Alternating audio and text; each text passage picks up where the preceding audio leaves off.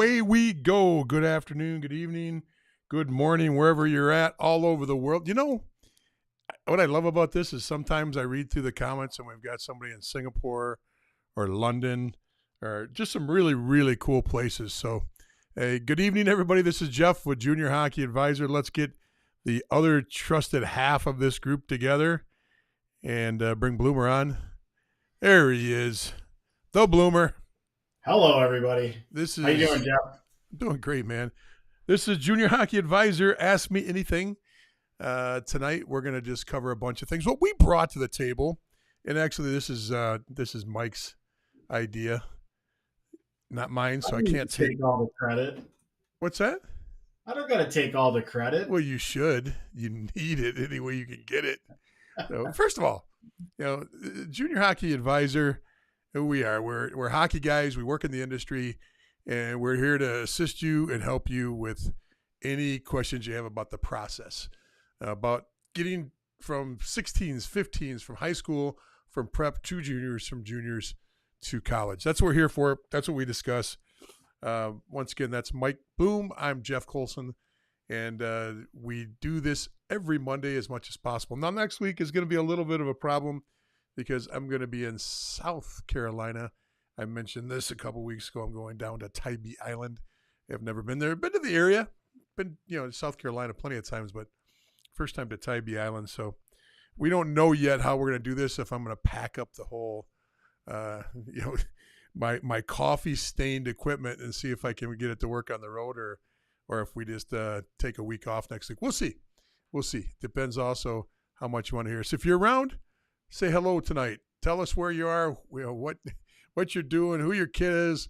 I don't care. Tell us something. Say hi. Just say hi. Let us know. We usually like you to say hi, tell us your name, and maybe throw in where you're watching from. A lot of our regulars have not checked in a while. It'd be nice to see a lot of them check in and say hi. We've got, Sheboygan, Wisconsin hasn't checked in a while. Odessa, Texas hasn't checked in a while. Flint, Michigan has not checked in a while. A lot of places in Ohio haven't checked in a while. We just need to get some people on there. We do have one here coming in, and it's a name you might recognize, Mike, but it's on the other screen, so I can't pull it up on our screen, but it's some guy named Jared Bessard. Buzzy. He says, how you doing, fellas? Buzzy. So Buzzy worked for us for 4.5 minutes, Mike and I. But it was the best 4.5 minutes. It was great. Had. Yeah, he was a wonderful scout for us for maybe 4 minutes and 45 seconds.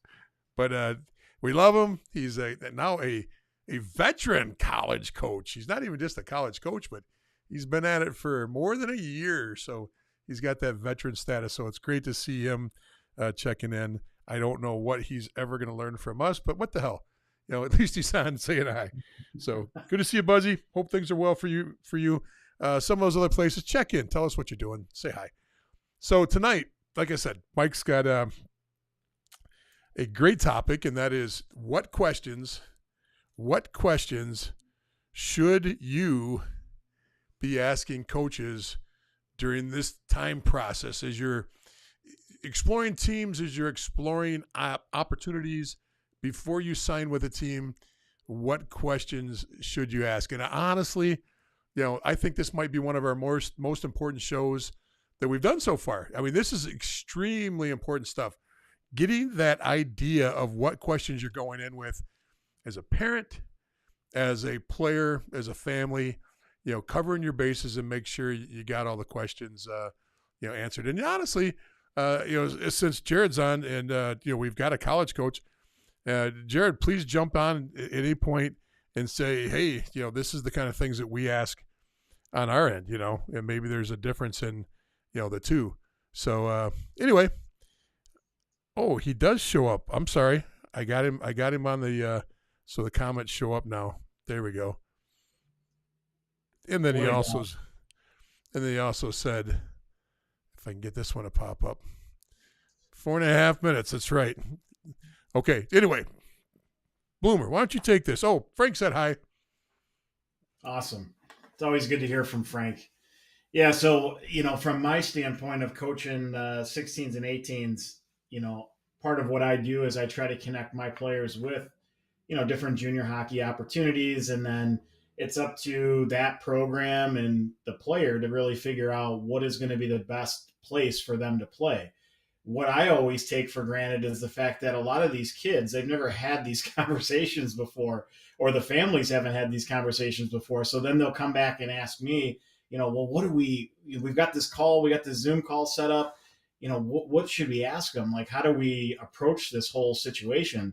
And because the last thing you want to do is take a conversation with a coach or scouts or whoever's going to be on that call and just be really quiet because you're afraid to ask questions. You're not Right. really sure what to do because obviously that program might think maybe you're not interested or you're just not really into it or Well, whatever else, and send the wrong message. let's clarify that, Bloomer, because I think that's important. What you said there was, you got to talk. If you're going into this as player and parent, isn't your opinion that the player should try to take the initiative as much as possible when it's appropriate, and that the parents should take a second? There's nothing in my opinion, there's nothing worse than a parent that goes, well, Johnny thinks this and Johnny thinks that and Johnny wants this and Johnny needs this and Johnny would like to ask you this, and Johnny's just sitting there picking his nose and looking at the ceiling. Right. There's nothing worse in my opinion than a parent that does that. I mean, there are parent questions that have to be answered by a parent or asked by a parent, but honestly, the lead, if you're on a Zoom call with a coach, player, parent, it should be a conversation mostly between the player and the coaching staff, unless the coaches go, hey, look, we want to focus this part of the conversation directly with the parents. And they might. I know when you and I are on calls, we do that sometimes where we go, all right, this is parent-oriented questions. What questions do you have, parents? What do you want to discuss, So anyway, sorry, Mike. No, that's good. It's kind of more of the conversation we want to get out there for people just to understand also. And then the other part of it is some cases players are afraid to be on a call with their parents. So they're not really sure, like, hey, I'm 18 or I'm 17, I'm 19, whatever their age is. Like, do I really, does that look bad if I have my parents on and things like that? So, we've been on calls, I know, together where we're on a Zoom call and we can see that there's parents that are on this call. They're just not in view of the camera, and the kid's kind of like interacting. And we've even it's said one of these things where his face just keeps going. Yeah. Yep. You hear the whispers and things like that. And I know we've said or it's this one, shut up. Yeah. I got it.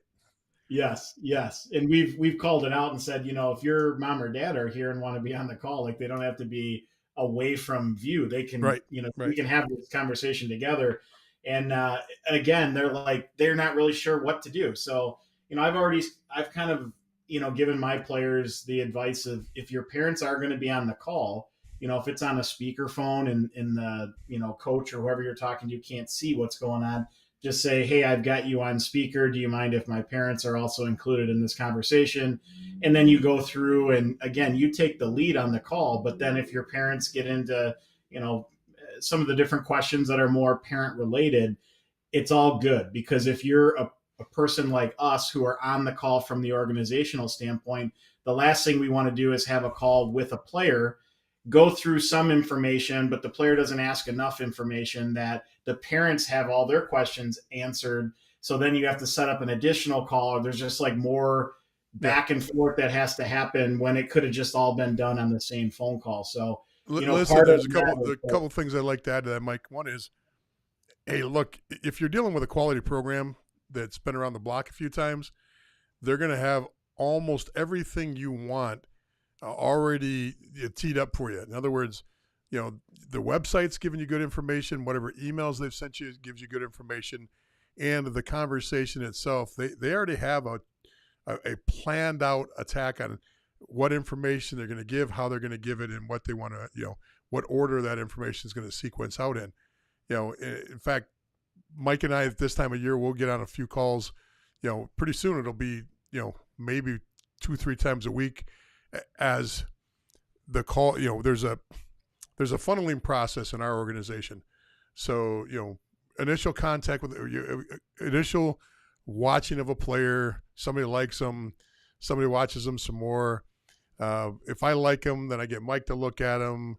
Maybe we get one of the coaches to look at them too. Maybe we get another scout to look at them. And then it starts moving from there. If everybody, yeah, we like that. That's a good game. Reach out, make contact with the player, have that initial conversation either at the rink or on the phone. And then after that, it's, hey, look, we'd like to either I'm having Mike call directly and talk to him, or we're getting on a conference call with him with the parents. But we've got a pretty much a systematic step-by-step process. So by the time they get to the phone call, the conference call, or our final step with the coach, it's hard to believe there's going to be that much left to answer, just because we pretty much make sure all that information is given to them ahead of time. And if it's not, we're trying to improve. We're always trying to fix those holes and train better. Now this year we haven't had as many quote unquote training sessions as we've had in the past, but we've got a veteran staff, and we got rid of Buzzy, and that made a big difference. So once he was gone, just elevated the whole level of our staff. That's important. The other thing too is that, hey, look, Mike, how many people, players and just players, how many players have you interviewed over the years for teams? Not only your teams that you coach, but for what you do as a player personnel director. Oh my God! I mean, it's hundreds, if not thousands. So let me get this straight: you're an adult in a position of authority that's done this hundreds, if not thousands, of times. Correct. Okay, how many times does that player that you're talking to usually have dealing with somebody in your capacity? This might be their first time. So when you put it in that perspective, an adult or two of us on the phone call, sometimes one of the coaches and you, me and you've got people that have done this for a long time. Parents, don't expect your son to be able to stand up and say, hey, hold my beer, I got this. Hold my Mountain Dew, I got this. Okay? Because they can't. There's no way around it. We're adults. We do this all the time. They're still 17, 18 years old. This is not a fair fight with look, it's posturing. We're in sales. We're trying to sell a team. Okay? That's our job. Our job is to sell that player on a team. They don't always get the objective information they want. Sometimes they get the sales pitch. That's all they're hearing. So they're not asking the right questions, and they feel intimidated to ask the right questions. And we can be the nicest guys in the world. But just remember that, just because we're nice doesn't mean the rest of them are nice. Some of them want to come across with a little bit of a negative sales approach where they're going to be a little bit of jackasses to see how you respond. So I would never, ever, tier 1, tier 2, tier 3, let my son or even my daughter, when she played, have that initial conversation. I mean, the hey, how are you? Good, we were interested in you. That's fine. But if you're getting down to the nuts and bolts about getting ready to sign or make a trip down to visit and all the things, that's a parent's got to be involved. Got to be actively involved on the phone call. You agree with that, Mike? Yeah, and I think if you translate it to something else, if they were not choosing to go and play junior hockey somewhere and they were planning to just go to college, a parent is every bit a part of selecting which college and going on college visits with them and all that other stuff, maybe talking to the academic advisor, different things like that, just like they would be with hockey. It's just weird how sometimes that doesn't translate as, well, we would do this for what school they're going to, but we're going to let them do this for their own hockey career and, figure that out on their own. And if a coach does say to you, if a coach says to you, hey, your son's going to have to be a big boy here and they're adults now and they've got to handle their time with coaches. And you say, Coach, that's fine. Once we're in the program and we decide on you, we get it. That's up to you. And, unless there's any, serious problems or concerns, have at it. That's your job. Mm-hmm. But we got to get to know you. We got to make sure that this is the right job, especially at tier 3 when you go, well, Coach, you're right. When he's there, you're the coach. But right now, we're the payers. And mom and dad are going to sit here and we're going to get involved in this conversation because we're not going to write a check unless we like what we hear. And we would hope that you understand that, and you can appreciate that and respect that. And you got to say it in your words in the right way. But that's important to say, because I couldn't fathom. And geez, I probably had 10%, maybe 20% of my players over the years. Now, local kids that in our junior programs that were local and understood who we were, and we've been around them for years on and off. That's different if they walk in with a check and say, "Hey, I'm here to play. Here's my check." It's Tier 3 hockey. But somebody that's moving across the nation or from a foreign country, and the parent, there's honestly, it might be more like 30%. There are people that just never talk to us. We'd reach out and they go, "No, he's got it." We're like 18 years old, and they're writing a check for 10 grand, 12 grand, whatever it was. And boy, it just blows my mind that they didn't take the time or want to, spend some time to get to know the adults that were going to be coaching them on the road with them, on the bus with them, making sure that they're disciplined on the road, that they're not doing silly things. So I just find that's interesting, and I can never figure that out. Yeah, I think like you said, you put it in a good way of, if you're going to give your kid 10 grand and saying, "Here, go and do whatever you want with it," I don't think too many people are going to do that. They're going to be a part of whatever that decision is. And in this case, it's hockey. If it was, buying a car or buying something else, and you give your kid that much money to spend, you're going to be involved in that process. And that's okay. They're still not quite adults yet. This is their first time going through these different scenarios. So they do need some help to make sure that they're going to get to the right spot.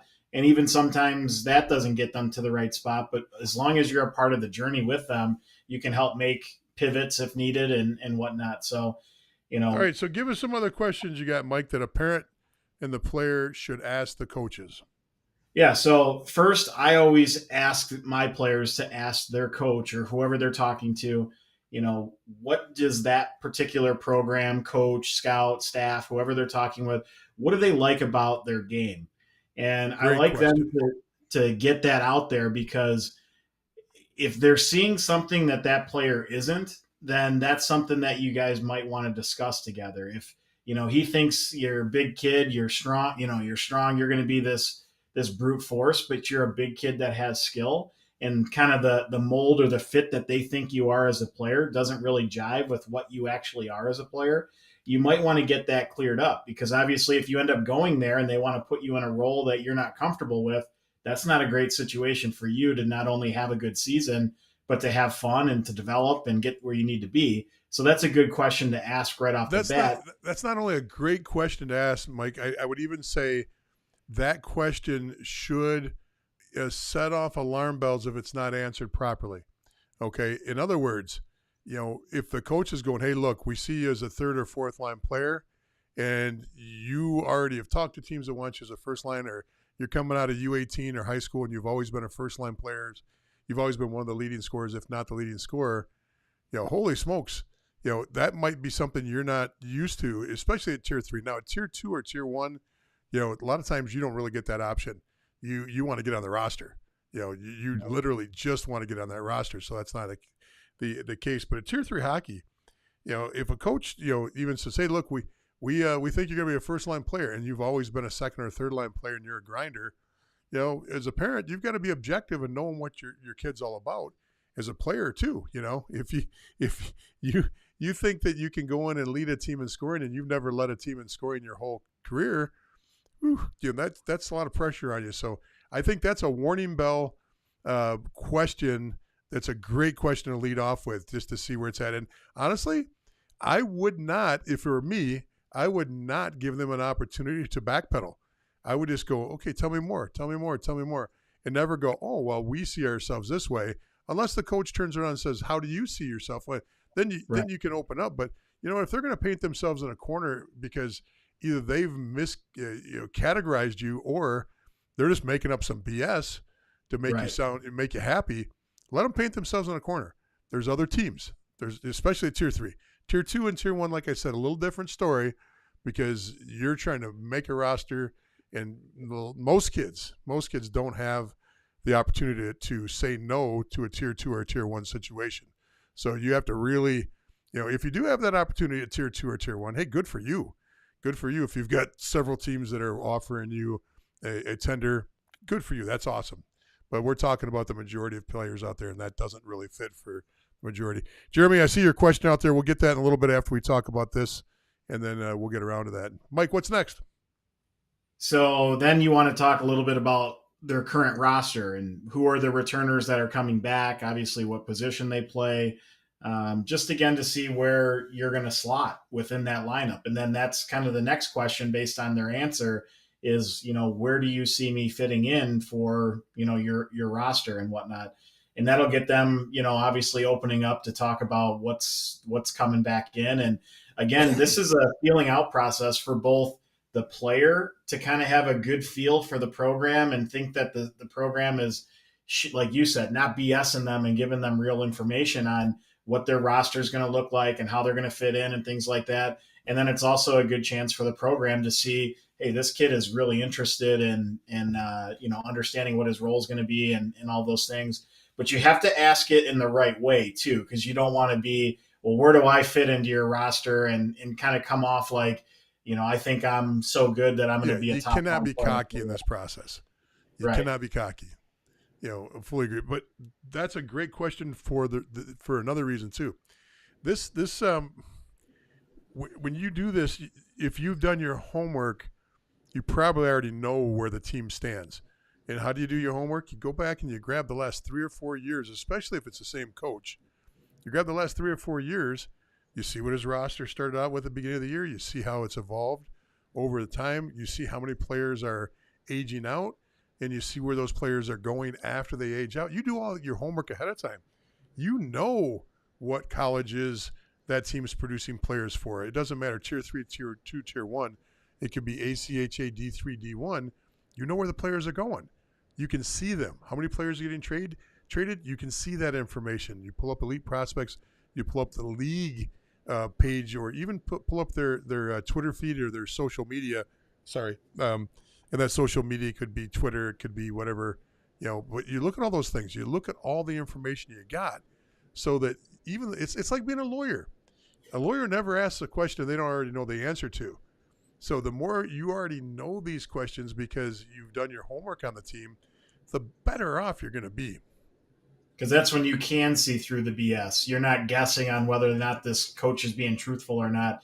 You already know where these players are moving on to. So if you're doing this interview with like a Tier 3 team, like a NA3 or something else, and the coach is telling you he's moving guys on to the North American League or the USHL or to D1 or something like that, you know that the guy's a little overinflating what he can do for your player. Absolutely, and that does happen, unfortunately. After this conversation with the questions that we should be asking, and after we answer a couple questions out there, I want to get into a couple of things that were in the media this week and that are kind of floating around. I think there's some interesting things, and we'll get to that after this. All right, Mike, What else we got? So then I typically, you kind of touched on it, but you want to know where they're moving their players onto and just kind of get a sense of like what the level is or what some of the connections are that they have to different schools and whatnot, just to make sure that, those are levels or schools that you would want to move on to.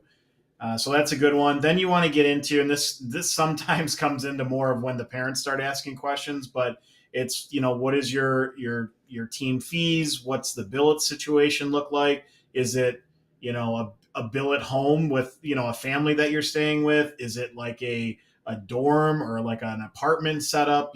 Those are all really good questions to ask because certain programs handle that differently. And you may have a preference on what typical like billet style home that player would be living in. And then again, you want to know the fees and how that gets broken down and, a car, or like what's the transportation like to get to the rink? And, are you staying with another player on the team, or is it, one billet for one player, or how does that work? And again, that changes based on the program, or it could even be based on your own preference and what the team allows you to do. But those are questions you want to find out how the organization is going to handle that situation. So that's a great question, especially at Tier 3. Take the time to really dig into the billet situation. I've seen it all. I've seen 3 kids in a regular basement, cinder block basement with cement floors that are damp and dank, that had to stay in the basement of a house that basically have just these really old army style cots, and that's what they expected kids to live on. And kids don't know any better. They're like, oh, okay, And at first, it's almost like an adventure. Wow, I didn't know this was what junior is all about. No, 1 or 2 kids in the room. Now, when we billeted, I actually had 3, but we had this huge room. They all had their own bed, their own nightstand. They had their own privacy in the room. They had their own closet. They had, the 3 of them shared one bathroom, and they had their own rec room. So they had their own part of the house, and that made it really nice for them and really convenient. So it was kind of like a dorm room setup, but not, they weren't stacked on each other. And they tended to stay, all 3 of them, hang out there during the day and watch TV in the room themselves. They had a TV in there too. And in fact, I think they had a couch in there at the time too. So it became just like a college dorm.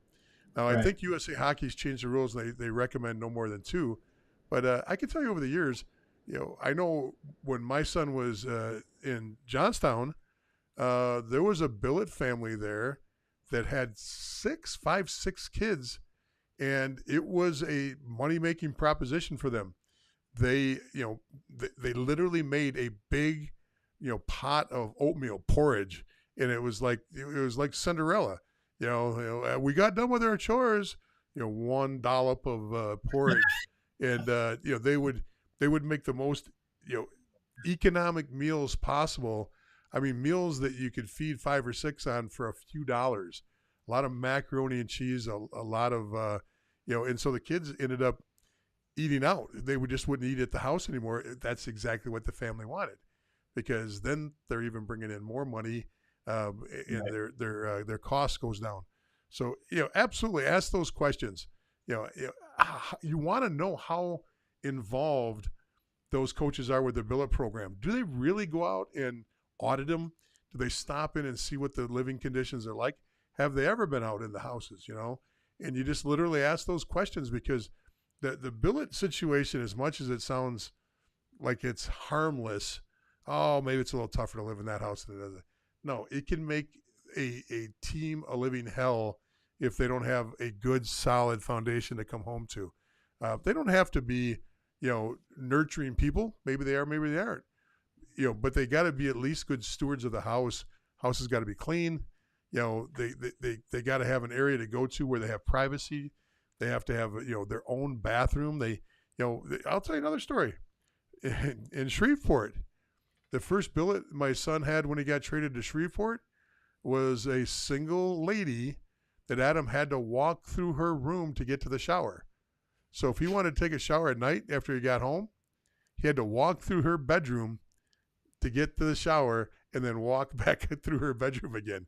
Very awkward. Very awkward. And I might not mind that situation back in the day. Back in the day, but I'm not sure if I was kind of looking at it through different eyes. When it's your son, you look at it from different eyes. You're right. Single man might have looked at it a little differently. All right, what other questions we got? So now we're kind of switching into, if you notice the theme of the questions, it's first, how do I fit onto the team? Then it's more, okay, if I'm here, how am I living and what's that situation like? Then it kind of switches into, what's the typical day look like? What time are the practices? What time am I waking up, and what am I doing through each part of the day? Is there, how many days per week do we practice? For how long? What do we do from an off ice standpoint, a workout? Are we lifting? Are we doing cardio? Like, what's the process, and who are we working with? Are they trainers? Is it on-site, off-site? Where are all these things? And then it comes down to, like, when are we doing video, and what's the schedule look like when it comes to, that whole process? And then another one I know a lot of kids like is there any additional time throughout the day open that I can get on the ice to do maybe more individual skill type stuff and whatnot? So just having a better understanding of what that setup is like from a rink and schedule standpoint. So the 3 questions that every league has numerous teams that they just flat out lie on. It doesn't matter what level. Here's 3 things that teams lie about. They lie about how many times you watch video a week and how often they're actually using video and how important video is to their programs. Now, some programs are religious about video, and other programs, maybe once every other week or maybe not at all. It's just, and that's something you've really got to make sure that you can kind of get the sense, is that just BS or is that the truth? The other question is about workouts. Teams will they'll make shit up. Oh, yeah, we've got a licensed trainer. We've got a gym that everybody goes to. We work out 4 days a week. And then you find out at the end of practice, the coach goes, hey, stop in the gym and do 3 sets of squats before you get out of here. Or just says, hey, make sure you get in the gym after practice. Literally just says that. Make sure you get in the gym after practice. No supervision, no monitoring, no plan. And, so a few guys might stroll in, or maybe there's a sign-up sheet that you got to sign in and you got to hang out in there for a few minutes. But that's once again, you have to really get a sense. That's why it's so important, too, that if a team offers you to come in and watch practice or come in and spend a day or a couple days with a team and skate, do it, because then you can see if they're BSing you or if they're telling you the truth on how they go about their business. We're fortunate. Mike and I work for a very transparent, very straightforward program. All that stuff gets done to the point where you're like, holy smokes, it's a long day. I got a lot of stuff to do. I got to get ready for video. We got workouts after practice. We got team meetings. And that's the other one. The third question coaches will lie about, and I did a video on this. I don't know how long ago I did it, but I'll pull it up and make sure I make it current again. That is how many times they're meeting with you individually to give you structure and feedback. They'll say, oh, yeah, we meet with our players weekly. I can tell you right now, it's hard for coaching staffs to meet with players one-on-one weekly. Some do it, and some bust their butt to do it right. And they usually are the teams that are on top. They're usually the teams that extra work pays off for them. So make sure you take the time to once again, if you can get down and visit the team, if you can kind of walk, even as a parent, if they let you come in and kind of, spend a day in a distance. I know when my son went up to the AJHL to play, they invited me up to, and I didn't go in the locker room, but I got to be around and spend the whole day. My son did all the activities. I just kind of stood back and watched, but it was watching the coaching staff walk through a pre-meeting to explain what's going to happen on the ice in practice, a post-meeting to talk about what they did in practice, individual meetings with film, team meetings with film during the same day, workouts, individual skill stuff on the ice. And it was really incredible to see. And you could tell it wasn't a dog and pony show. They weren't doing this because we were there. In fact, they did it in spite of the fact that we were there. Right. They were gonna get through it no matter what. We were, I'm sorry, you can come and visit us, but we got a job to do first, and we'll try to help you get a chance to see everything we're doing. So I think that's incredibly important. But video workouts and meetings, those are 3 things that you got to talk about, because that's where most teams fail. I'm going to say right now, most teams fail to do all those 3 things right. Yep. And the thing that people have to realize, the reason why it's good to go through all these different questions is not all teams are created equal in any league.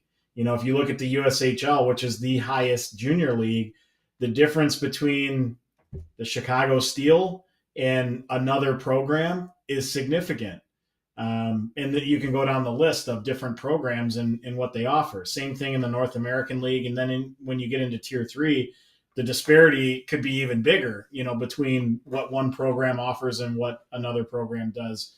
So that's where, again, you got to do your homework. You got to ask these questions, and then you want to get a feel for how honest you think this conversation is going. And if you're not getting the right vibe, then you're getting out of the conversation what you need, that maybe this isn't the right fit for you. And that's why it's important to kind of go through this stuff. Awesome. What we got next?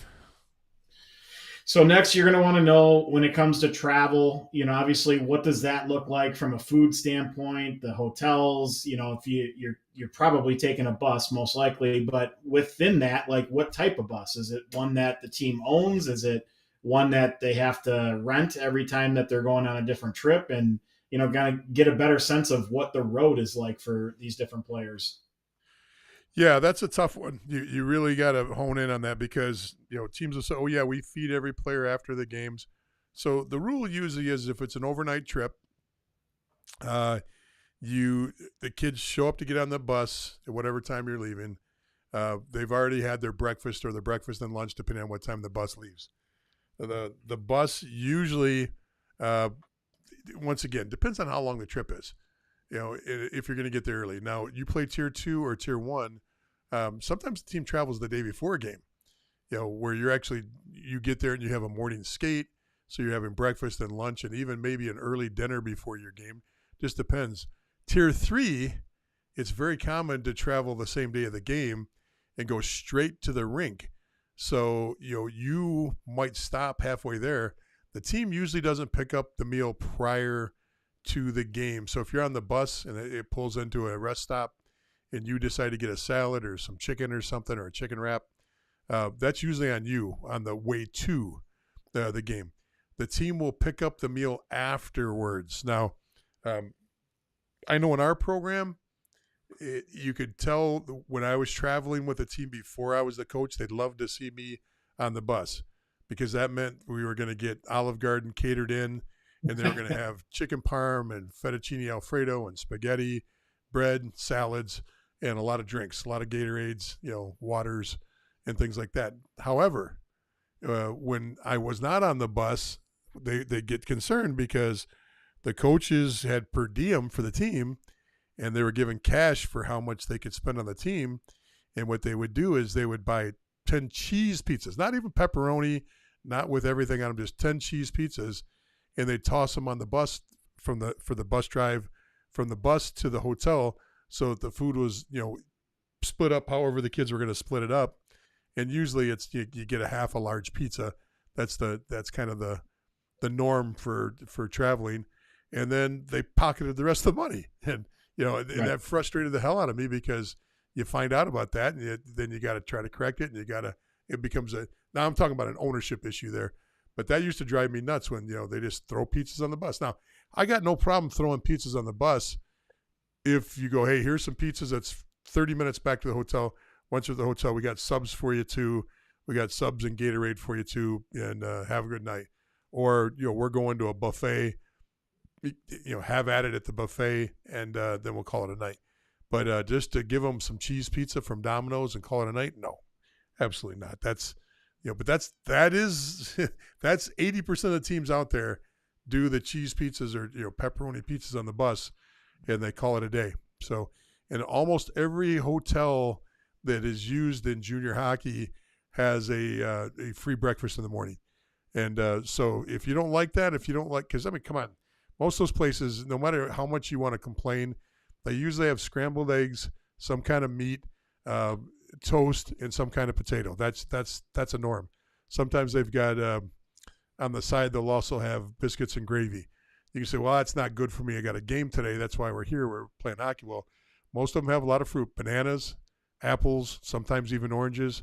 They've got oatmeal. They've got regular dry cereal. It's a breakfast buffet. Even the smaller hotels or the chain hotels at a lower price, usually that's all those things are the norm. Now, it might not be the scrambled eggs you like. It might not be exactly gourmet to what your taste is, but there's usually a pretty good selection there. You can eat there, and if you don't, prepare ahead of time. That's what's being. Where you're going to stay at that hotel, and a lot of times because you're traveling, there's only 3 or 4 hotels on the road that you stay at. You know what you're going to get after you've been through the circuit once as a rookie, and if you don't like that, you're more than welcome to bring your own. Across the board. Yeah. It's definitely, junior hockey is not a glamorous lifestyle. So don't be surprised when you get there to find out that it's not an NHL team that you're playing for. Oh, we got a comment here. Let's see what. Well, first of all, we got to say hi to Andrew Zom. He says hello from New Brunswick, Canada. Andrew, thank you for checking in. Always good to see you on. And then Buzzy's coming in. Let's see what he's got. He's got a lot to say here. Let's see if his comment coming.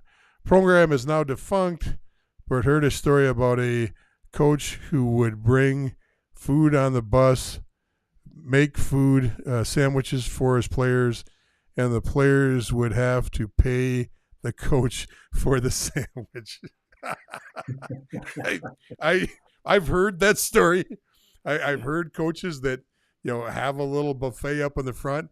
I never heard about the paying for it, but I've heard lots of times that you get 2 pieces of bread and you either put peanut butter and jelly on it, or you get 1 piece of ham and some mayonnaise, or 1 piece of bologna and mayonnaise, and that's what you get. I've heard those stories. So, holy smokes, yeah, we could do a whole show on shitty bus rides and shitty, yeah. So it's all part of the experience. It really is. It is.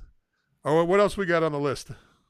I mean, that's it. I mean, you can get into more of like the roster management that the program does, but a lot of that you're going to do on your own. If you go to Elite Prospects and you see that there's 70 kids that played for that team throughout the year, they might be streaming some players. So it's always good to kind of have an idea of like what their philosophy is on trading players, or, if you're going to take a chance at, this is the program I want to play at, what are they going to do with you as an asset? Are they just going to send you somewhere else that you didn't want to play for, or how do they handle those different trade requests or trades that they end up making? So Tier 3 and Tier 2 and Tier 1 are all different when it comes to how many guys are in the stands. So nowadays, because you can dress 21, you can dress your 2 goalies, and you can dress 19 players now. There's 21 players going to dress. Usually it's 4 lines, 60, and an extra forward or an extra D, and then your 2 goalies. Some teams might dress 3 goalies and not dress the extra forward or D. But that's changed in the last few years. So you got 21 there. Like the North American Hockey League is 23. I believe the USHL is 23 right now. I haven't looked to see what their number is, but that sounds reasonable. And it sounds like I know what I'm talking about if I just say 23. But the number's higher. And since you've got uncontrolled leagues out there, there are teams out there that are playing in the quote-unquote uncontrolled leagues, the non-USA hockey leagues, that can have 30 guys on a team. And more.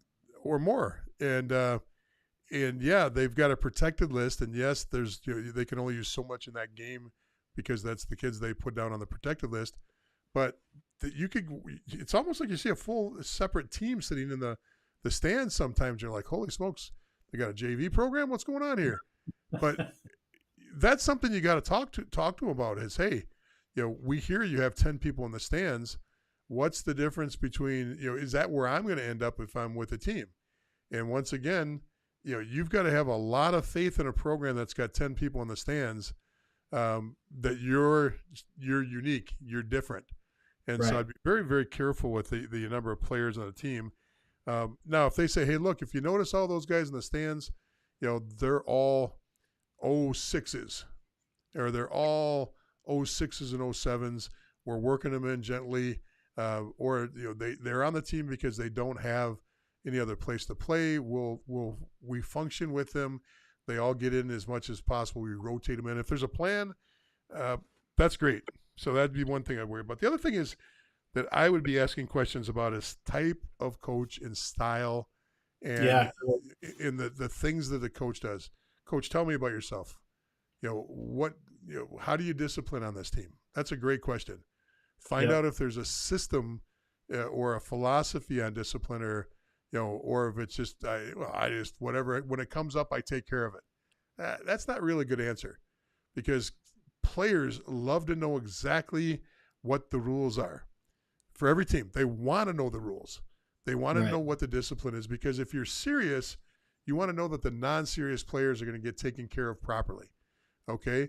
And if you're non-serious, you want to know how much trouble you're going to get in when you drink those beers in the hotel. So one way or the other, you want to know what the rules are. And I'm joking a little bit, but kids are kids. And when I say kids, anything 21 and under is a kid when it comes to junior hockey. So I definitely want to know about the style of on-ice play. What systems do you use?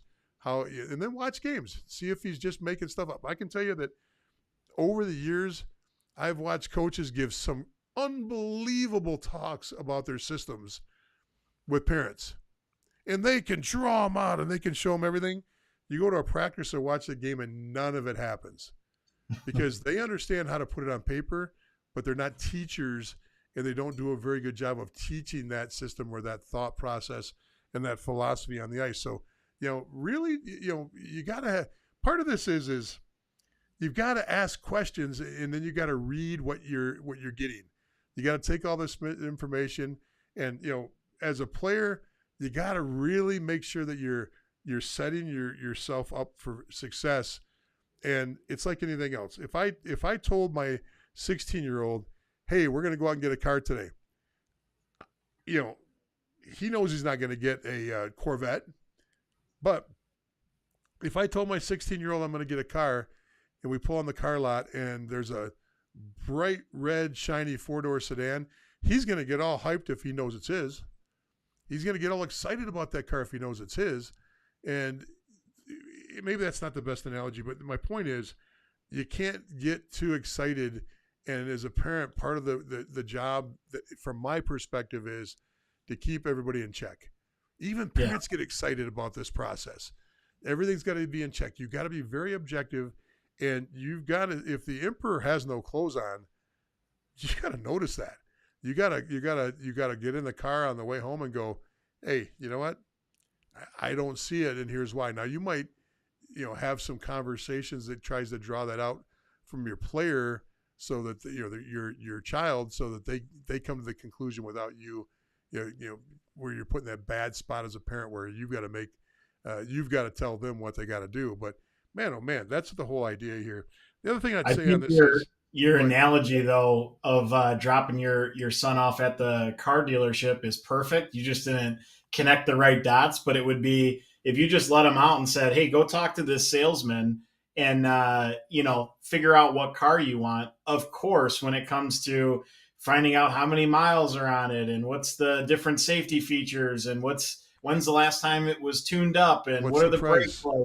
Yeah, all of these different things. The kid is not going to really know to ask these questions because they're going to be so excited that they're going to be getting that red car that's parked out there, that they're looking at what it looks like on the outside and some of the other maybe features from a technology standpoint. And that's all they care about. Whereas parents are going to start looking at some of these other things that are equally as important, if not more important, to the success of, in this case, their development and where they're going to end up as a player. And in the analogy, being able to drive the car wherever they want to go without it being on the side of the road and being a lemon that they just purchased. Okay, so I got to show you this because now that we're talking about this, it's important. Let me get over here to our proper screen, which is not that screen. Ooh. That was my first car. It's an Opel Kadett. Now, are those blue? This isn't the real car because this looks like it's off the showroom floor.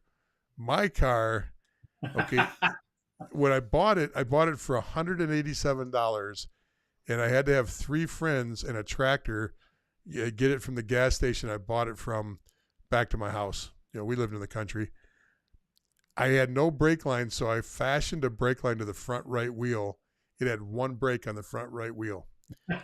So the gas tank on my model was on the left side, left rear side over here, where you put the gas in.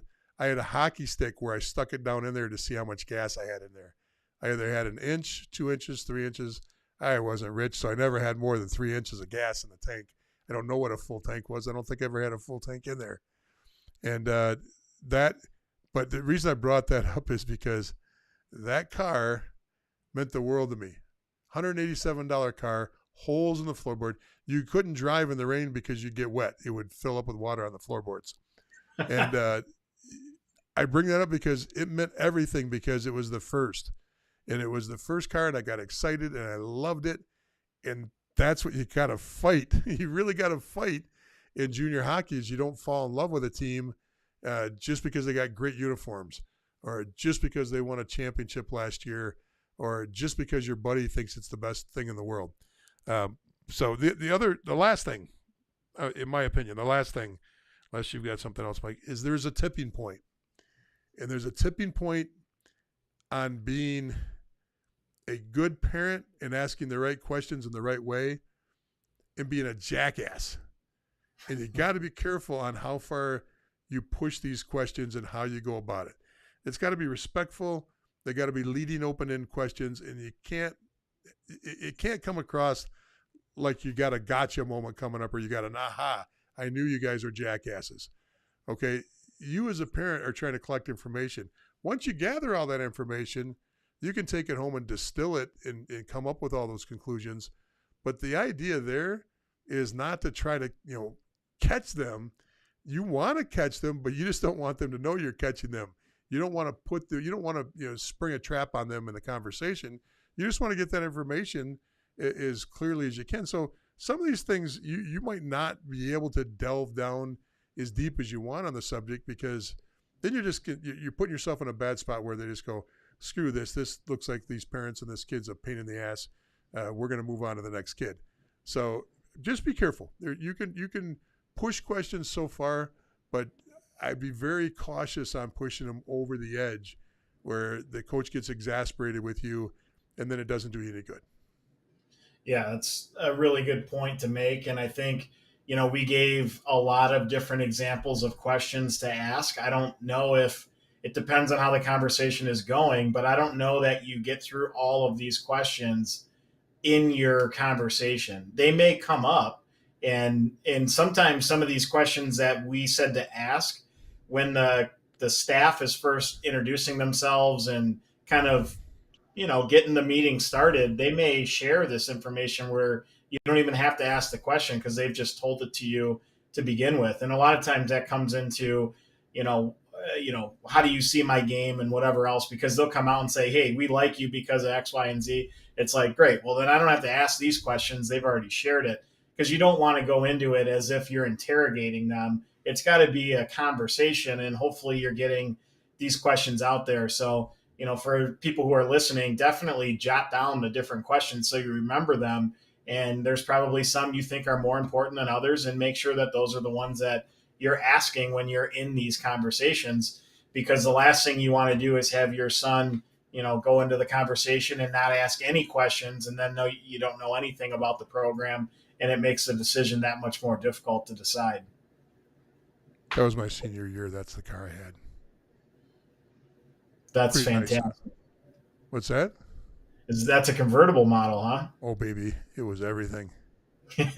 I still wish that other car you showed with the blue mud flaps was actually your car. Mud flaps. I don't have anything. You can't screw in mud flaps to rust. I don't know how I would have done that, That would have been a trick that I don't have. Anyway. So let's chat about a couple other things. We got a question that came in, and I want to get back to that. Jeremy asked the question. He goes, if your son is already in junior hockey, should you be looking for an advisor to move on to college? Woo. So, yeah. First of all, Jeremy, that's pretty vague. Not knowing the level, what year, how good your son is, and what league he's in, what team he's playing for, what's been done. I mean, if he's in his last year and you're just thinking about college now, and trying to figure out where you're going to college now, hiring an advisor at this point is not cost effective, nor are you really going to get a bang for the buck out of it. And I don't know if many advisors would take anybody on. Now, if you got years to go, in other words, he's young and he's got 1-2 years of juniors left after this season, that's a personal choice. I would say that after you've got everything done you're supposed to do, the marketing side of a player is still the player's and the family's responsibility. It's your job to get the emails out. It's your job. An advisor can can follow up and say, hey, did you see so-and-so send an email to you? Did you get that email, coach? Or, hey, look, I know my player's been sending you emails this year. If you've looked at them, here's what I think. And they can open doors and they can talk to coaches, but they're not miracle workers, nor in the true sense of it. Now, over time, it's turned into where they help you get on teams, and that's they're the magic key to get you onto the team. When this first started, and what an advisor was supposed to do is just that, advise you. Well, you might want to look at this type of school. You might want to stay away from that. And that's what they did. Now it's turned into where it's wholly incumbent on them to get you on a team, and that's not going to happen if you're just getting into it now. So, I mean, if you want to give us a little more information, please do. I'd be glad to know a little bit more about the situation as much as you can tell on an open show like this. But I'd be very, very careful on that. Just hiring an advisor at the last second. Mike, what are your thoughts? Well, I know the last name, and I think Jeremy's commented before. I'm pretty sure his son plays in the North American League for a pretty good program, but I'm not sure that he's in his last year of junior eligibility. So I would just say, from a timing standpoint, the thing to keep in mind is usually the USHL players, they'll commit early to whatever school they're going to go to. For tier 2, whether it's the NA or the NCDC, and for sure tier 3 when it comes to NA3 or USPHL, most players are not going to receive their college commitment until the last year of their junior eligibility. And it's usually the last half of that last year, and people are so stressed out. And it could be the last week of the last year. And I'm not kidding you, because, my son played on Shreveport when they went to the Robertson Cup 2 years ago when they won it. The big talk up there with the 4 final teams were how many guys had still not committed yet. And you talk to the college coaches up there, they were all looking to try to get things done that week. And there were probably 20 programs in the building, maybe 25 programs in the building, and they're always all looking to do things that week. Okay, and that's ACHA all the way up through the Big Ten. The whole gamut. We're looking at players there to fill the roles, because they fill the team with their superstar players are all younger, still in prep, maybe still playing Minnesota high school, maybe still playing U16. The guys that they know that they're that's going to be their skilled guys. Okay, and those guys are going to end up going to the USHL, and then they'll split between the BC and the North American Hockey League. They're going to go that way. Some will stay on the East Coast because they're going to play NCDC, because they're going to be East Coast kids. They're going to go to Holy Cross, and the Holy Cross coach wants them close so he can watch them play and things like that. Now, with that said, now you kind of got a sense of what's out there. North American Hockey League, there's no other way to say it. It's the backfill. Okay, it's a great league, but it's older players and it's the backfill for everything else. That sounds horrible. We're in the North American Hockey League. We work there. My kid came through that as a product of the league, but they're not. You're not on the forefront, and you're not on you're not a top of mind at the beginning of the season. They might know who you are, but there's a reason why they do it the way they do it. They make sure all their pieces in place. They want to see what players are returning next year. What kids got injured during the season? What kid's going to come back as a graduate student that they didn't know? Especially because of the pandemic, we're still working on this backfill thing. Okay, meaning everything got pushed back because kids got an extra year of eligibility. You're seeing kids now that it used to be a lot for a kid to be at a school for 5 years. But now, because of an injury and because you got an extra pandemic year, you're seeing kids at schools now for or in college hockey now for 6 years. They got redshirted, they got their 4 years of eligibility, and they got their pandemic year. It's incredible. So that changed everything. The portal changed everything, because that portal opens up And all of a sudden these teams are going, and they all know it ahead of time. If there's a kid that wants to go, leave Dartmouth, and I'm using Dartmouth, I'm not picking on Dartmouth, and they want to go to Western Michigan, okay, whoever in the world would want to go to that school, I don't know. Well, the smarter kids. Yeah, some. Don't put yourself in that category. Oh, I'm definitely not. So let's say they want to go to Western. That Western coach knows that kid's interested in going there before the portal opens up. They may not have talked directly, but they know. So once those all are tweaked out, then they come into the North American League and they start finishing up the chessboard. We need a rook. We need a pawn. We need whatever they need, they start putting those pieces in. So I would say this, if you're in the North American Hockey League, just play it out. I don't really, if there's a league that you don't need, much help, most of the coaches, if you're on a veteran team with a veteran coach, they're having conversations daily with coaching staffs, college coaching staffs, and college coaches are reaching out to them daily. If you're not getting that, then it's a different story, and maybe you do have to reach out to an advisor. But, I can tell you right now, my experience with most of the coaches in the North American Hockey League is that they spend too much time talking to colleges. And I'm talking about Amarillo, Shreveport, Lone Star, Aberdeen, all these programs, Johnstown, I can keep going on and on and on. They spend a lot of time on the phone. With college coaches. So hopefully that helps a little bit.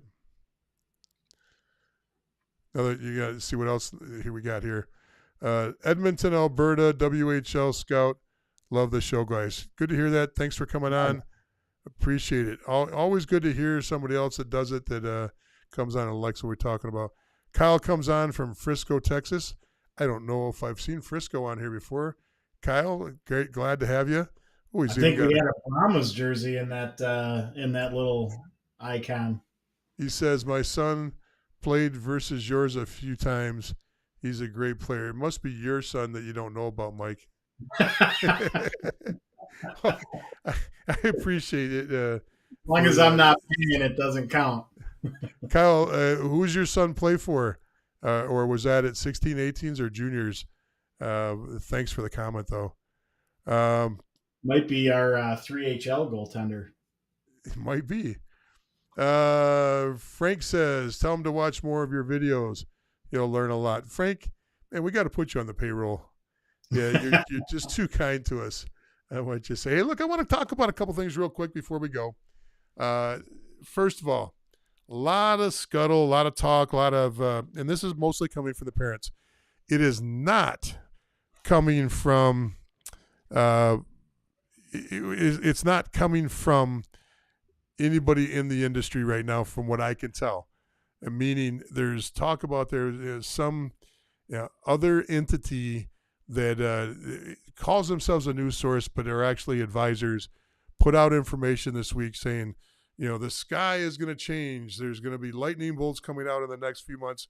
Don't sign with a team at any level because, the world of hockey is going to change. Well, it might, but first of all, if you've got, let's put this in perspective. This is most likely talking about the new league coming out of California, Major Junior League. It might be dealing with a situation with Major Junior Hockey changing the relationship they have with the NCAA. All those things are possible. All those things are in conversation. I can tell you this. The source of the information is not the first person that the NCAA goes to when they're breaking these stories. So just keep that in mind. We try to be very credible. We do not talk rumors here. We try to give you, true information when it actually happens.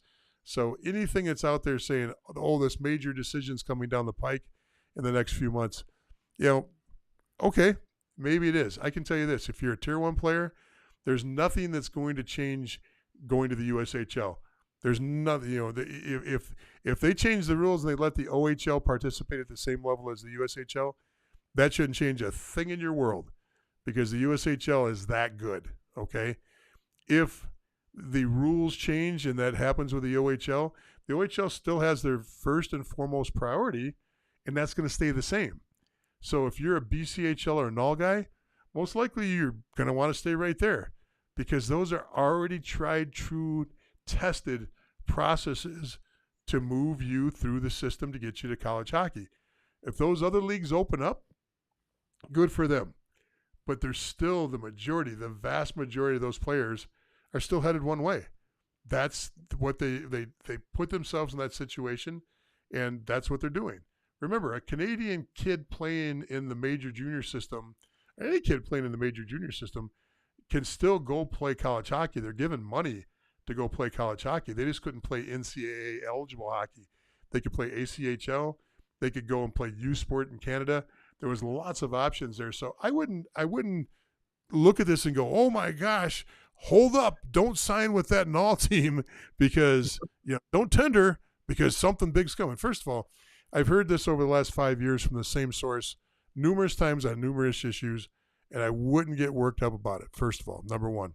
Number two, let it happen. Make sure it accurately happens. So you're going to hold off and potentially pass up on an opportunity with a tender, or you get drafted and go into a main camp because you heard a rumor that something's going to happen. I would not, in any circumstances, take the advice of somebody that's not in the inner circles, that's not connected, and doesn't work in the industry to take that risk. Mike, I don't know what your thoughts are on that. Well, I mean, it seems like the only real issue that if what we're saying actually happened would be at the college level. It's got nothing to do with the junior level.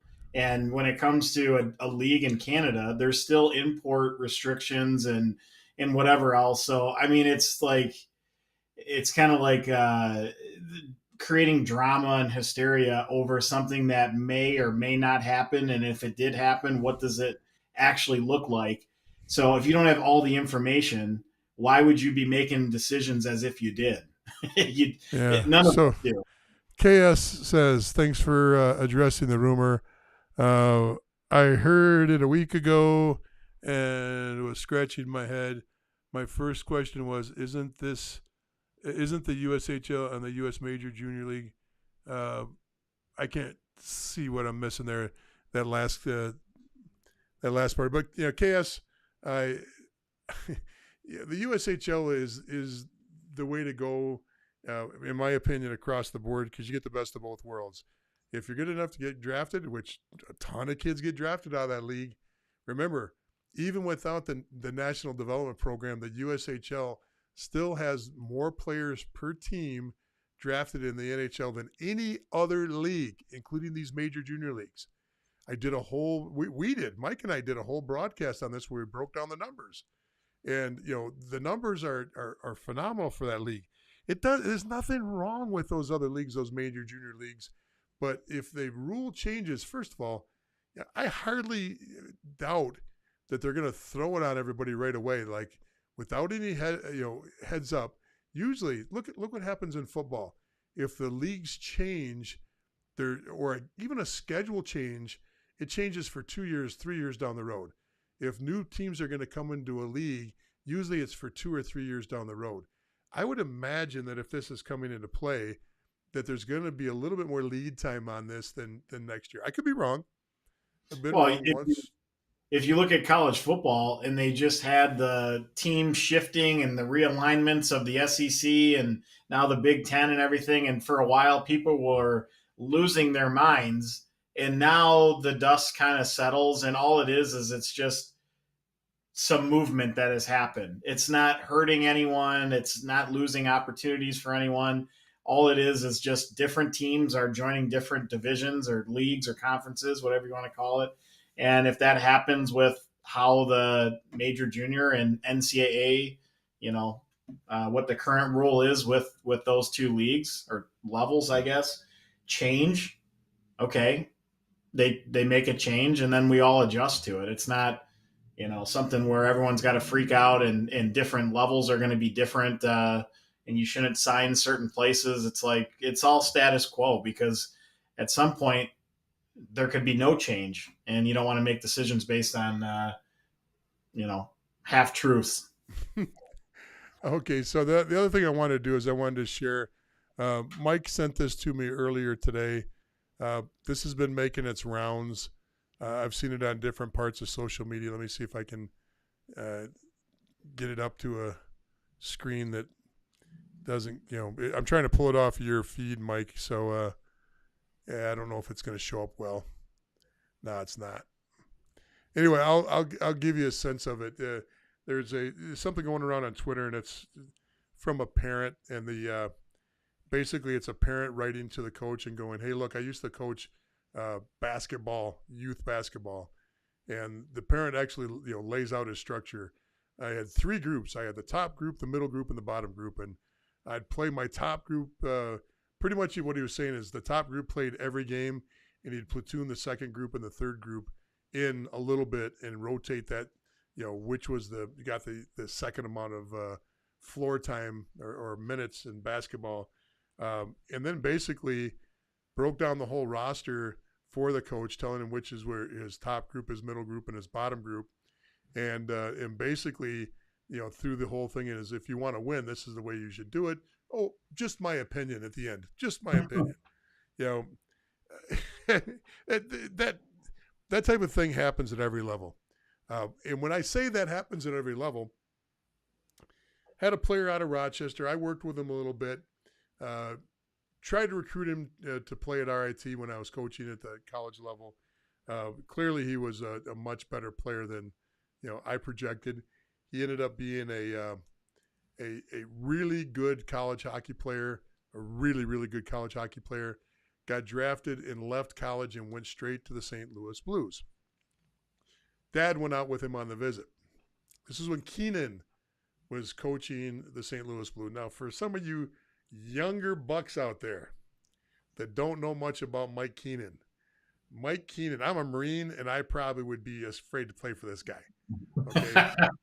This guy was old school before they had the term old school. And this guy was, he's kind of that cower from Pittsburgh. He used to have his chin stuck out. Just, come on, try to take that shot at me. That's the kind of guy Mike Keenan was. Not afraid of anybody, no player on the ice, no management, nothing scared that guy. And he was also quick to, if you don't like it, hit the highway kind of coach. So this player out of Rochester, know the family well. His little brother played for me. His little brother. Family is really a good family, except Dad had that tendency to want to tell coaches how things work. And so the way it happened was his son got to St. Louis as a rookie into the year. They bring the college kid up, and maybe they even get a chance to play in the playoffs if the team makes a run. And they're fresh because they've only got 20-something games under their belt, while the pros are in their counting exhibition season. They're in their 90th game plus by the time playoffs roll around, maybe even 100 during the playoffs. Practice, the dad goes to practice, sits up in the stands, gets done with practice, walks down with the team as the team's coming off the ice and goes, "Hey, coach, how are you?" And the coach, being a nice guy, new kid on the team, sees the parent, goes, "Hey, how are you, Mr. XXX?" And Mr. XXX goes, "Good to see you, coach. I thought I'd tell you a little bit of what I saw on the power play today."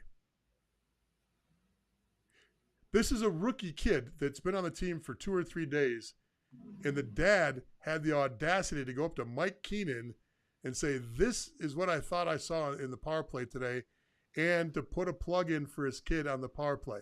Okay. So this is not a made up story. I wish it was. The kid's agent got a call immediately, and it was a one-time call from Keenan saying, "Okay, it happened once. It happens again. Not only is he not going to see the daylight here, but he probably won't see the daylight on our AHL team, and maybe we'll get around to trading him someday." That's how pissed off he was. You can do that with the NHL team, but my only point of saying that is it doesn't happen just at Squirts. Parents that are like that, they honestly think they know more than coaches all the way up. Okay, right. Now there are obvious things that coaches make mistakes on, and maybe you see them as a parent, but if you got even a little inkling of that in you, keep it to yourself. Keep it to yourself. Don't try to outcoach the coach. Don't think that you're slicker than the coach, even if you coach.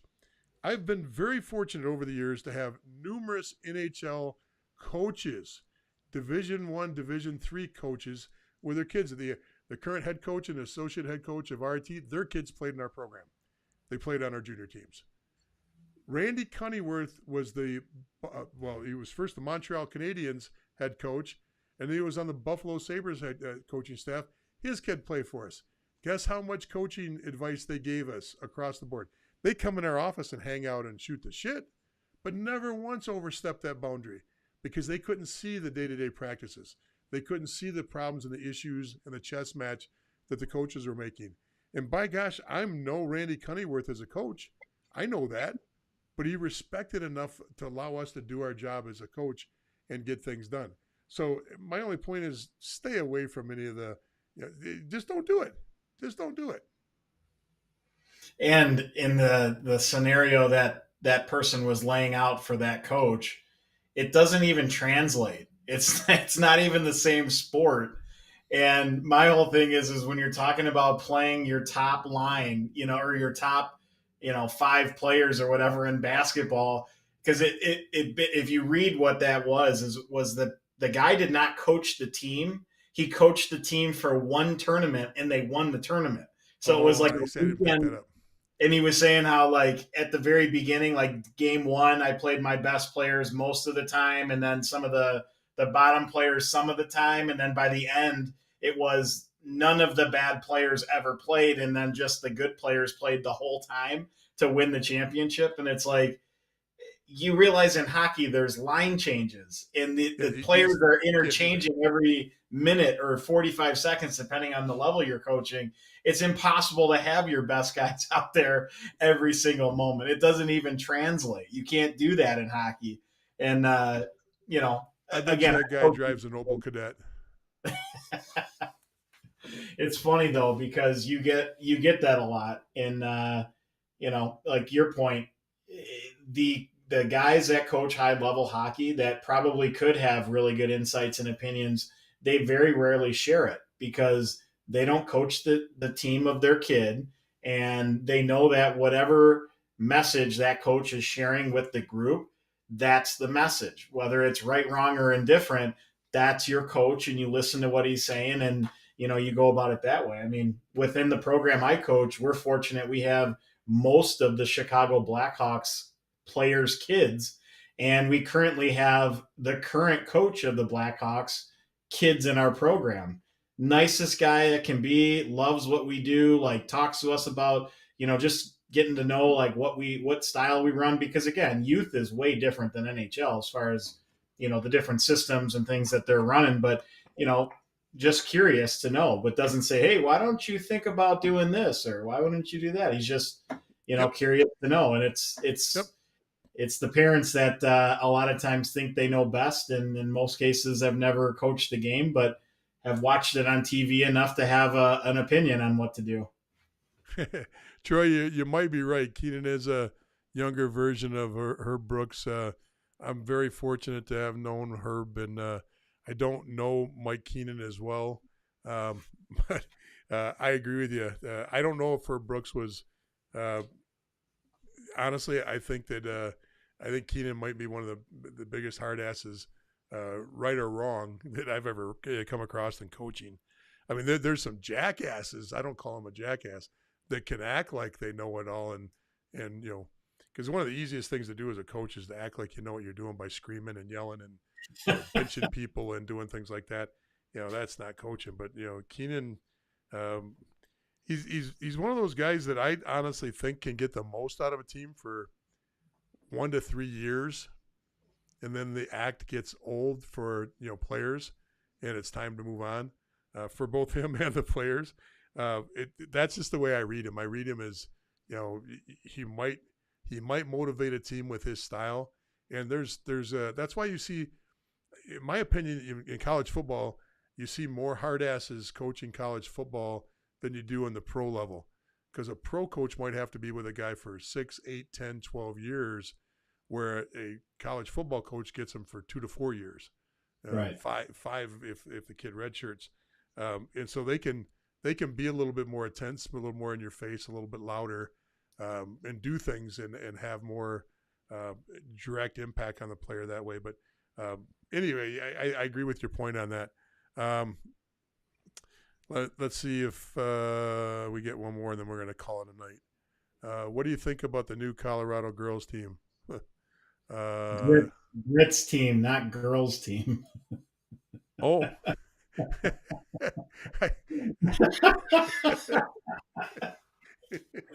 Well, maybe it is the girls team. I don't know. Hey, go ahead and answer that, Mike. I already stuck my foot in my mouth. Yeah, well, I mean, I think we have addressed it before, but I think from a program standpoint, they're off to a good start in getting the right type of coaches to come in there. They're fortunate of where they're located that Colorado has really good AAA hockey. So if they're able to, keep kids close to home and give them that opportunity, they already have kind of a pipeline that's in their backyard to bring these different players in. So, I think like anything else, it takes a little bit to get up and running. You're not going to get, some of the top players that, historically, maybe the Lone Stars and the Aberdeens and, the programs that are always typically at the very top, the Shreveports get, because they're more proven. So this program is going to have to prove themselves a little bit. But again, if they start pulling from their backyard, it's going to help them because there's good hockey already there. And then it's up to them to make an impact. And we've seen teams come into the league and make a strong impact. If you look at New Mexico, it didn't take them long to get up and running and basically get to a championship. And then you see Danbury struggling to start. And so it's what makes one successful and one struggle. It's the staff that they put in place. Staff they put in place across the board. Ownership is part of that staff, having support. Like you said, New Mexico is the gold star standard of a new program coming in and doing it right now. They've also got an extremely wealthy ownership group that has University of Minnesota ties. The family is endeared up there to that program. So I don't know the ownership group of the new program coming in. I can tell you, though, they've got an inherent ace in the whole home field advantage with altitude, just like New Mexico. Most people don't know that. Albuquerque is at 6,000 plus feet. So there's already that Denver, Colorado kind of air. So teams that go into New Mexico, especially coaches that are new to the league, they don't pay attention to that. Players don't believe it, and then they usually are lethargic that first game, maybe even both games, and they wonder why, and that's because of the altitude. Those teams have a huge advantage. Both those teams will have a huge advantage in the South because of that. So not only is it a long trip to travel to, but, boy, oh boy, then having to play in altitude, that's going to be a really good advantage for them. So, yeah, I don't know how good they'll be the first year. Is there, Mike, I have not heard anything. Is there going to be any kind of supplemental draft to get them loaded? Or is it not just that going to be I've through heard. tenders? Not that I've heard. I think them and Rochester get more tenders than we all get. So that'll help them fill out their roster. I haven't heard anything about the draft, but I'm sure they'll be at the beginning of the draft. They might get a couple extra picks or they'll get more rounds to pick for, but I don't know if there'll be like an additional early draft or anything that they get. So we'll know more obviously as we get closer to June. And, I hope they don't play like girls. I didn't mean that. So please, nobody, and I shouldn't say play like girls because there's some great girls hockey players out there. You used to be one of the top like 8 and 10-year-olds. I don't want them to play like that. But, the older girls, they some good hockey players out there. You were huge into girls hockey. I was. My daughter actually got a chance to play all the way up through, win states, second, get a silver medal at nationals and win a national championship at the college ranks. And after her freshman year, she had back surgery and kind of decided that academics were going to be more important right away. I'm probably the only parent in hockey that both of my kids had back surgery for different reasons their freshman year in college. That's it still amazes me the odds that that would happen to two siblings. My daughter got slew-footed. She was going to the bench and she was doing a slow NHL, stop on your back foot, swing your leg up on the boards, stop. And the girl swung behind her and just frickin' did the old slap shot move, just kind of whoop, and kept skating down the ice. And so she that kind of ended it right there. So she's doing fine. She's down there in that Dallas area next to the Brahmas. She's a Brahmas fan now. So, well, that's good.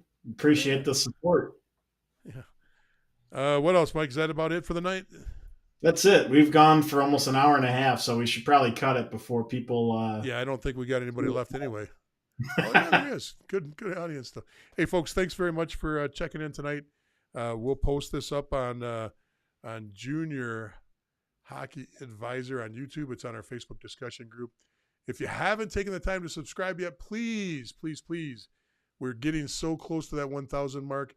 Jump over and subscribe, like and subscribe on our Junior Hockey Advisor YouTube group. That is a huge help for us. I can't tell you how much of a help it is. It's just really needed for us to keep this going the way we're doing it. Also, if you get a chance, grab some of these old videos, watch some of the old stuff. Frank mentioned it earlier. We've covered just about anything and any topic possible. So, go back and grab some of those on YouTube, watch some of the old stuff. I'm pretty much evergreen. I don't know about you, Mike, but, I can do this. All my material's fresh. I'm like a good comedian. I'm like Norm Macdonald. My material is good and it just stays fresh all the time. You might be a little bit more like, am I Danny Cook? No, I was thinking about, what was the one that wore the red leather jumpsuit? What's his name? Come on. Andrew Dice Clay? No. Well, you could, that's even better. Yeah, you're kind of like the Andrew Dice Clay. The like smoke from behind the head. Oh, first time I saw that guy, I really liked him. I don't really know if I like him now, though. Well, who's the guy you were thinking of with the red, would you say red leather jacket or velvet jacket? No, red leather suit. He wore a whole red leather suit back in the 80s. He was on Saturday Night Live. He did the Gumby. He played Gumby on Saturday Night Live. That's predating me. No, he also was. He did the Beverly Hills Cop. He was Beverly Hills Cop. What's that guy's name? Eddie Murphy. Eddie Murphy. There we go. Troy jumped in. Murphy. There you go. Some people. You're the Eddie Murphy. You Beverly Hills Cop. You're good at one point, but your material might not be good. It might not last. I think he's touring again. Come to think of it, he's back on the comedy show scene. Oh, I thought he was in a wheelchair and Alzheimer's or something by now. Nope, that's you. Yeah, that's true. That's true. Okay, listen. Next week, we're still up in the air if we're going to do a broadcast. We'll try. We might do a recorded broadcast, but I will be out starting tomorrow. And if you're looking to get a chaos call, a lot of you are trying to schedule chaos calls with me. I will still be working on scheduling chaos calls, and I'll still work on doing some chaos calls when I'm on vacation. And if you don't know what chaos calls are, that's booking an hour with me. Just direct message with me, and we can chat. We talk about all your problems. You can tell me everything. I'm an unlicensed psychiatrist at that point for hockey players and hockey families. But really what you do is if you're talking to me, you can do it with an advisor or without, but you're usually at an impasse, crossroads. You're trying to figure out a situation. I don't try to recommend teams or advisors. I just try to walk you through a process. So if you need that and you're trying to schedule, just DM me. I'll still be working on that over the little holiday I'm taking. And besides that, Mike, thank you so much for coming on tonight. Folks, have a great night, and we'll see you in a week or so. Good night, everybody. Jeff, enjoy your vacation.